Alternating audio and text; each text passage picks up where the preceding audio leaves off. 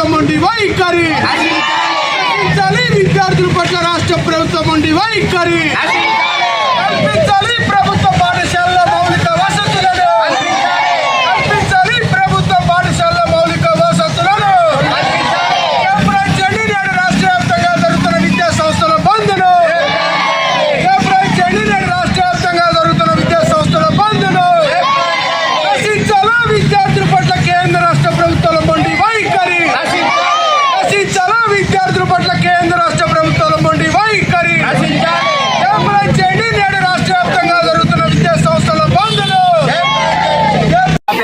ఆదిలాబాద్ విద్యార్థి సమైక్య భద్రాద్రి జిల్లా సహాయ కార్యదర్శి ఈరోజు రాష్ట్ర వ్యాప్తంగా ఏఎస్ఎఫ్, ఎస్ఎఫ్ఐ, పీడిఎస్ ఇతర విద్యార్థి సంఘాలు రాష్ట్ర విద్యా సంస్థలు జూనియర్ కళాశాల బంద్ పిలుపునివ్వడం జరిగింది. అందులో భాగంగానే ఈరోజు దులుపాడ మండలంలో పనోడ నర్సాపురంలో 5 పనిచేస్తా ఉన్నాం.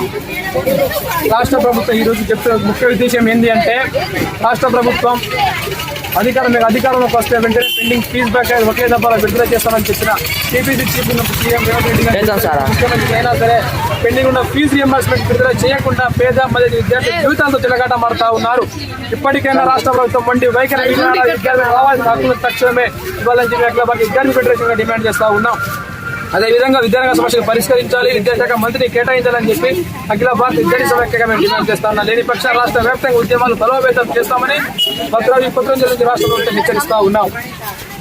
ఓకే, తెలిపండి.